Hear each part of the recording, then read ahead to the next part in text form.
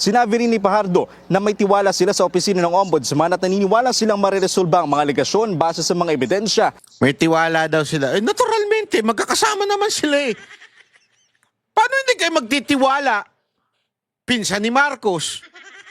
Pinsan ng presidente. Sino nag-appoint kay Remulla?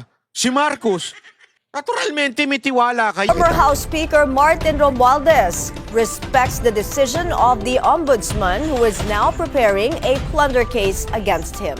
Nasa batasang pambansa si Isaiah Mirafuentes ng Abante para sa detalye. Isaiah, sabihin mo nga ano pa ang sinabi ng kampo ni Romualdez at ano ang reaksyon ng former House Speaker?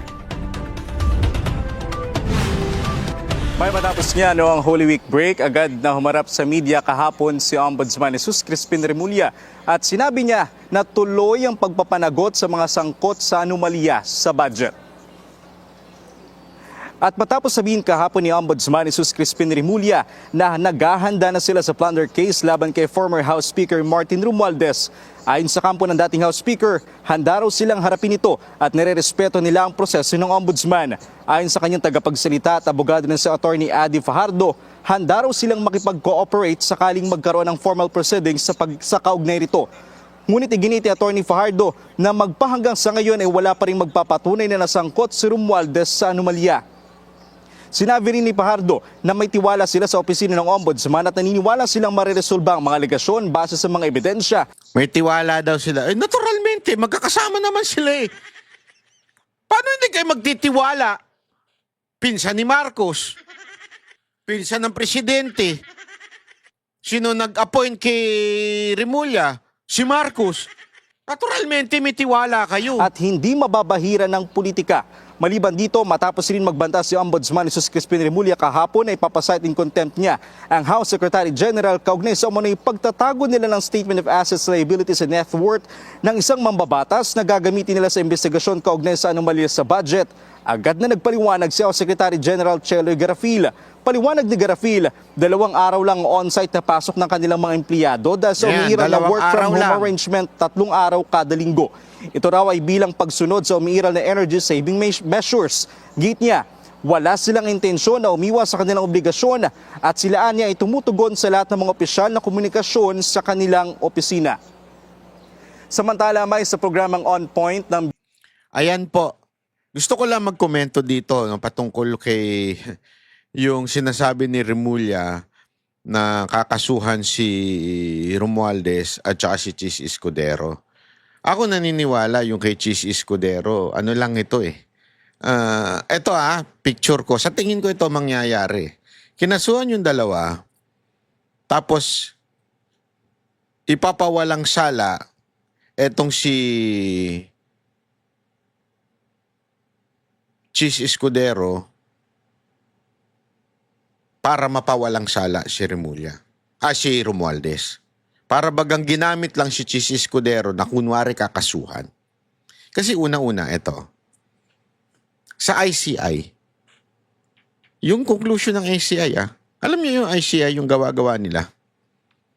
Wala naman, hindi naman binanggit eh. Hindi nga ni-recommend na kasuhan si Chis Escudero. Bakit isinama ni Remulla ngayon? Para alam nila na mahina yung ebidensya kay Chis Escudero, so naturalmente ang resulta nun mapapawalang sala si Chis Escudero.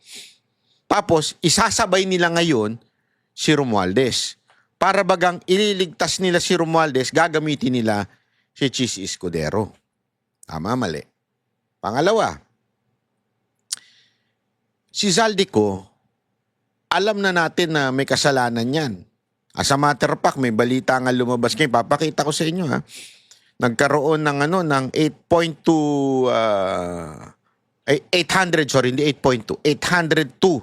million na deposit na nakita mula dun sa SunWest papunta kay Zaldico. At alam na natin kaliwat kanan yung nangyari kay Zaldico. As a matter of fact, ilang beses na nilang sinabihan na may kasalanan yan. Itong administrasyon na ito. Pero bakit ang kinasuhan si Chis Escudero. Idinamay. Idinikit kay Romualdez. Bakit? Una, sana ang dapat dyan, si Zaldico at saka si Romualdez. Sila ang talagang sa small committee. Bakit nadamay si Chis Escudero? Oh, alam niyo kung bakit. Kasi nga, perception-wise, si Chis Escudero ay nasa kampo ni VP Sara Duterte. Kasi anyone na perception ng tao na kakampi ni VP Sara Duterte, pababahuin nila. Alam din natin, di ba? Ganyan din ang nangyari kay Revilla. Pababahuin nila. Anyone na quote-unquote perception nakakampi ni VP Sara, pababahuin nila ngayon. Oh. Tapos, at the same time, hindi ba kayo nagtataka? Etong pagsampakuno. Kasi feeling ko ito eh. Alam nilang walang kaso kay Chis. Pero hindi naman pwede si Chis lang ang kasuhan.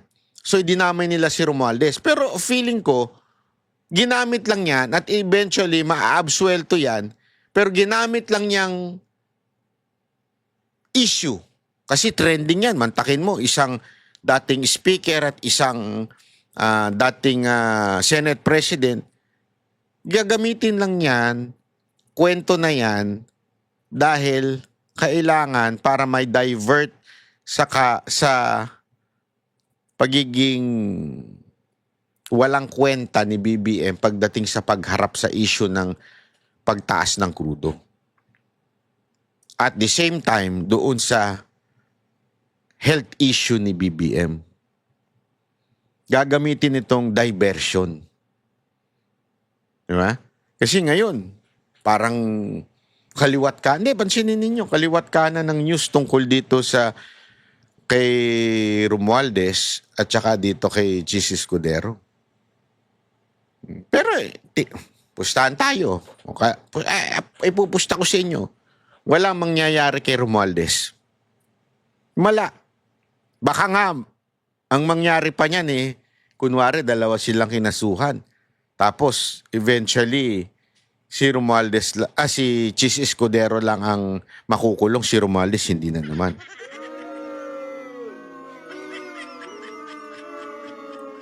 So, bantayan natin yan. Kasi, yung mga ganyang galawan na napaka-obvious na yan Di ba?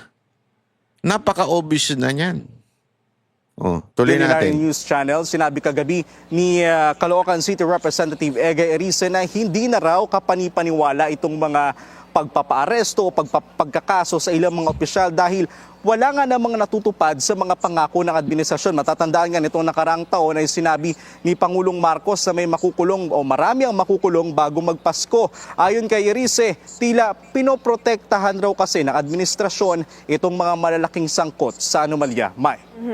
Ay sayang, matagal-tagal na rin bago tayo nakarinig mula sa kampo ng former House Speaker.